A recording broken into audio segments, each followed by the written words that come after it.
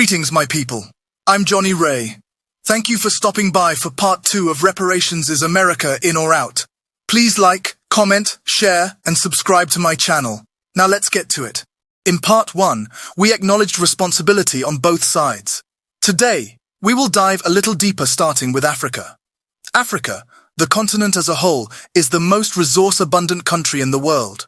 From gold to platinum, diamonds, chromium, cobalt, copper, coffee, uranium, natural gas, oil, and any other reserves you can think of, Africa has it.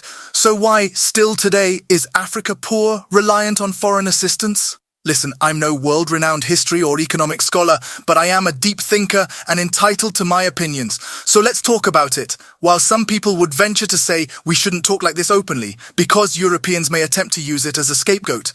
I've already addressed this in my last video. So moving on. Africa committed a cardinal sin when they began to sell their people like cattle in the streets. When they turned against their own, they signed the lease to generational sin. In Matthews 12:26-28, the verse basically states a house divided against itself cannot stand. It is also worth mentioning that the most underdeveloped African regions are those impacted by the slave trade and colonialism. Why though?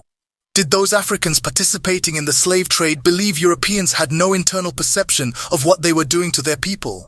The state of mind Europeans must have been Africans could never be trusted, and so regarded them as nothing but property. And in truth, I believe they viewed the seller and the enslaved the same, as unworthy animals, stupid if you will.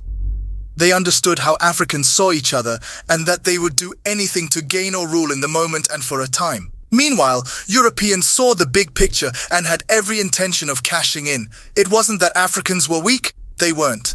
I believe a more profound issue is at play, a soul-ridden inferiority complexity. The need for greed and grandeur speaks to the state and condition of Africans, blacks past and present. It is at this point the responsibility fades from African to European as we travel, black body on top of black body through the transatlantic seas, and there you have it. I'm eager to hear what you think, but before I leave, I would be remiss if I didn't mention, many gave their lives resisting and refusing captivity, and millions more succumbed to a brutal, long, savage enslavement. Please like, comment, share, and subscribe to my channel. Tune in for part 3 of Reparations: Is America In or Out? You don't want to miss what I've got to say.